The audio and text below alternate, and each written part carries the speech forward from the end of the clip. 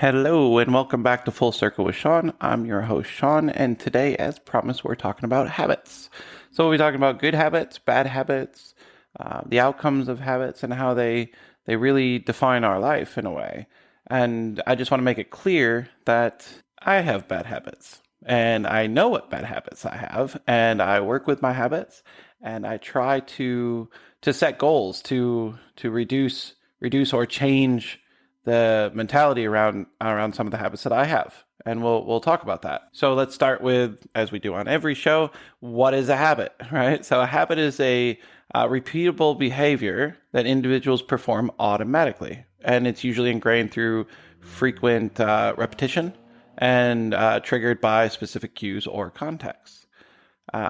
Habits are part of our brain, right? So they save energy and mental effort by automatically doing things, and that's what a habit is. So, what are some healthy habits? So regular exercise, right? We start going to the gym, and it's tough, and we tough it out. And a year later, after going to the gym a couple times a week, we couldn't see life any other way. We start looking forward to it. It is something that we do. A balanced diet. We we eat healthy. We have this plan, and going outside of that would be weird because it's just a normal thing we do. We go to the store and we pick up whole wheat bread because we don't think of anything else. It's just what we get. Sleep. We go to bed at a certain time and we wake up at a certain time, and that's what we do. And maybe on weekends we sleep a little bit more. But we can have these really healthy habits. We can have learning habits, so we can continuously learn. We can read. We engage with new ideas, and I'll go back and say read again, because I think that's something that a lot of people don't do anymore. They don't take the time to read, because what is reading? Reading is slower. Reading is, you have to slow down to read. And yeah, some people speed read, but you know what I mean. It's the you actually take the time, you read, you imagine what's going on, and that's a really good de-stressing mechanism as well. Reading. We have mental health habits, so mindfulness practices, stress management techniques, stuff like that you can do to really help your mental health. In our professional life, we have habits for productivity, which can include prioritizing, time management, and uses of tools and technology. We have communication habits, so we're used to regular updates. We're how we communicate with people, clear and concise, and a skill of active listening. And I talked about active listening before, but it can become a habit as you learn it. It's something that you just do. You have teamwork habits, so your collaboration, your respect for diversity, and constructive feedback, and how, yeah, again, with communication, how you talk to people. Leadership habits, so delegation, and some people say, well, delegating just means you don't have to do it, but it's a whole lot more than that with delegation, and it also comes with trust of your team and trust of your leadership. You have motivation, inspiring trust, and you have self-improvement again. So, and adaptability habits, such as your openness to change, your learning agility, and your resilience. And I did a whole episode on resilience as well. And some other ones that I've just kind of skimmed over. You have financial habits, so budgeting, saving, investing, how you do those things, and how you spend money, your spending habits. Your social habits, so how you maintain relationships and engage in your social life. So that there's a lot of habits in your normal life, right? But how do we build and how do we change our habits? Well, there's a few ways to do it, right? So you can have a routine reward loop, right? So you understand, you identify a trigger. So this is going to happen, and I'm going to do this. And once I've done that, I'm going to reward myself for that. I mean, we do that with our pets, right? And we get the habits when they begin to learn what we want, and it just becomes a habit. Now, consistency in this kind of stuff is the key to building new habits. So you need to be consistent in it, and a lot of times it's in small steps. So you need to break down the changes that you want, the changes you want to make, into small, manageable steps. And at the same time, you need to be patient. You need to be patient because new habits can take time, and they can take persistence. And I did a whole talk on persistence, but they really can take persistence. But everything's always settled in time, as long as you stick with it. Time will make it happen for you. Some of the tools and some techniques you can use to enhance your habits. There's plenty of apps out there. You can use a journal. I use a journal quite a bit to monitor, what I'm doing, what I want to do, what I want to do better, right? And I set clear goals, very specific goals, very measurable goals, and achievable goals. So we need to be careful of setting. I'm in the mood today. I'm in a super happy mood, and I am going to do this with my life. That's it. I'm going to do this all the time. I'm going to be, or even worse, you went out and spent money and you shouldn't have. And you go, you know what? From now on, I am not going to spend anything. I'm going to go the exact opposite of what I've always done. That's probably not going to be so achievable. You need to set milestones, and you need to work your way into it. And your goals need to be relative, and time bound. Time bound would be pretty good. And then accountability. So the one thing that's always hard for us as individuals, right, is when we want to do something for ourselves. So you make a New Year's resolution. This year I'm not going to do this for 6 months, and then a day later you're like, I'm going to do it. It doesn't matter. I'm just going to do it.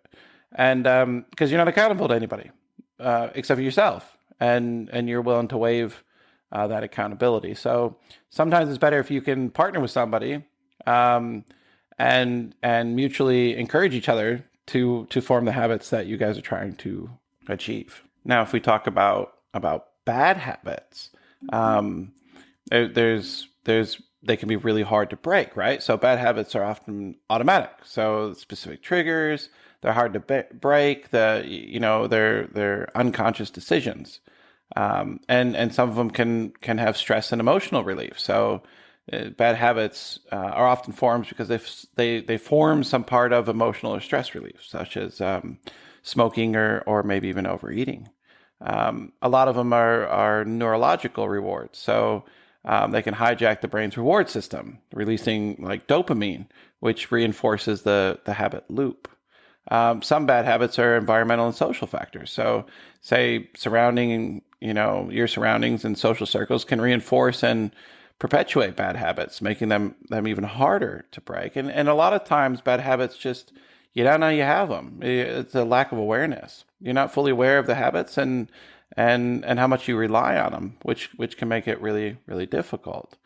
So if we want to begin to address breaking our bad habits, we obviously need to identify those habits and be aware. So recognize the trigger and what the outcomes of the habit are. Awareness is obviously the first step to change. And it's the first step to a lot of things. And I touch on it quite often on this podcast, is reflection and awareness. Substitution. So you can substitute with positive habits, right? So replace a bad habit with a more beneficial one.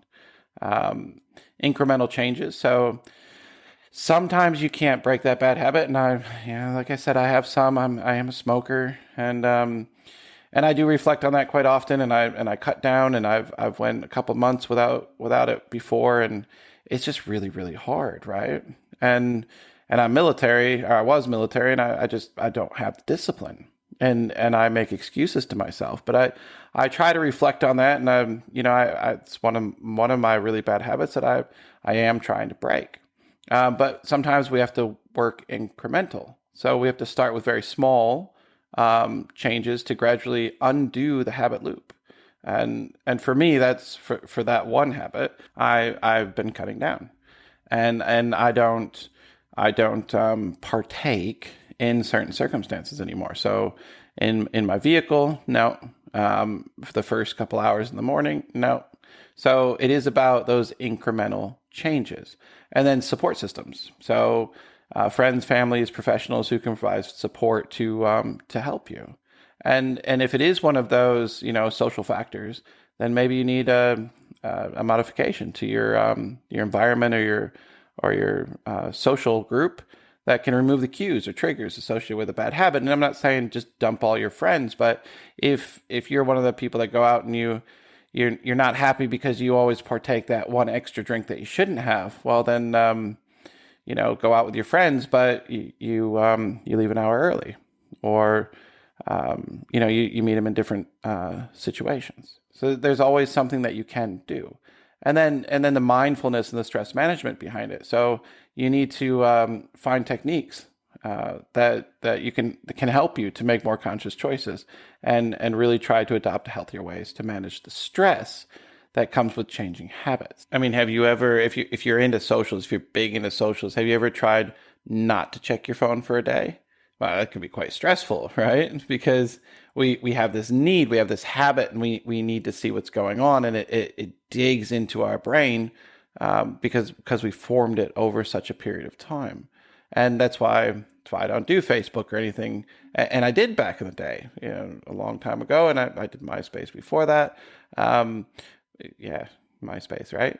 But that was a habit that I changed, and even gaming, gaming on my iPad. I used to game on my iPad every once in a while, and I got really into that, and I got to thinking about it, and I was thinking, wow, I spend a lot of time doing that, and I actually coming home from work and eating something, and then I'm like, I want to play that game, and there's so much more things that I could have been doing during that time. I don't want to do that anymore. And so I stopped, and I was aware of that. So yeah, I'm not saying, don't check your phone all day because sometimes you need to check your phone, but there's healthy and unhealthy ways of tech as well. And that's just grown into our lives. If you look at when I was in foster care, I mean, I wasn't taught to take care of my teeth. Okay. And my teeth got really, really bad. And it was something that took me a long time to form a habit, because I just didn't do it. Now my children, they take care of their teeth, and I enforce that, and I've enforced it for years, and I don't even have to say anything anymore. It's just normal. They know when they're going to go brush their teeth, and it's just a normal habit, and hopefully it stays with them for life, and they have healthy teeth and gums. But it's you can have an effect on other people, especially if you have children, on forming positive habits like that. But it takes work. Okay, it didn't just all of a sudden they brush their teeth every day just because I said something. No, come upstairs, come on in the bathroom, come on, brush your teeth, until they know that it's just going to happen. It's going to happen because I was persistent, and it was going to happen. And now they just do it. It's not even like I said, it's not even a thing anymore. So it's not a problem. Now, one habit I learned in the military and was drilled into me was punctuality, right? You're always on time. In fact, you're always 15 minutes early. And what's that's drilled into me is, since I've had a company, or even when I was working for somebody, was I would always be 15 minutes early. And it came to the point where I just figured they're my customer, and I should be waiting on them. They shouldn't be waiting on me. And that's instilled that into me, and I instill that into the team as well, because it's a really great habit to have. But everywhere in different cultures, so lots of different cultures, have different habits. And sometimes understanding the different habits is good, but it's also kind of cool, right? So in France, when you first meet somebody, they kiss you on each cheek, right? Or 2-3 times, whatever, kiss, kiss, kiss, kiss. And that's a habit. That's a normal greeting, and it's habitual, but it might freak people out. So like in New Zealand, their greeting is, pressing your nose and forehead against another person. And in some people that would freak them out. But that's one of their customs. It's habits can be, shaped by your environment or the social norms in the cultural differences that people have, right? In Spain, it's habit to have dinner around 9 or later. In Japan, they sit on the floor on mats, and it's customary to say like, I receive before eating to show gratitude for the meal. And if we go back to punctuality, what I forgot to mention was in Brazil, arriving 10 to 30 minutes late for gatherings is acceptable and even expected, which would freak me out because I would just freak out on that, right? So it's your habits, but it's also a lot of times your habits are based on your culture as well. Or you've been through like the military. The military taught me a lot of habits. If we look at, financial habits in the US, obviously the culture is more on spending and credit use. And in India, it's on savings. And in India, actually, they save a significant portion of their income for financial security, because that's what they've been taught, and that's important to their culture. So when we reflect on our culture, it's just because you're from the USA doesn't mean that you have to have an emphasis on spending and credit use. And in fact, that could have been a bad thing in your life, and that could be a habit that you're trying to change. More financial awareness and more control of your finances and saving for a black day, which I've talked about in another episode. But some of these can give our precondition. When we're young, they can condition us with certain habits, which might be acceptable in society, and some of them are not what you want. And then you should go through, obviously, the steps we've talked about of breaking these habits, or stepping out of these habits and changing the way that you want, because again, it's about you. It's about what's good for you and where you are in your life and in your learnings and in your growth. I mean, some of the stuff I talk about won't be applicable to a lot of people. There'll be certain aspects of it where your growth is not at the point where you are ready to hear that. And that's funny, because I've had people through my life who have explained certain concepts that I now understand that I just didn't understand. And I might have wavered them on and been like, oh yeah, preach to the choir, right? I just wasn't ready to take that in. But that just goes back to we have our own growth. We're all at a certain point in our own life, and it's good that we reflect on that. So, as I do, So it's the basics of habits and habit forming in different cultures and bad habits and breaking bad habits. So yeah, I hope you enjoyed this one. And thank you again for joining me on Full Circle with Shawn. And in the next episode, we'll be talking about dealing with toxic people. So from families to friends to work colleagues and even customers.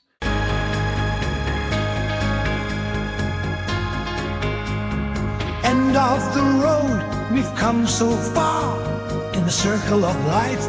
With Shawn, we're stars. From the depths of care to the force we go.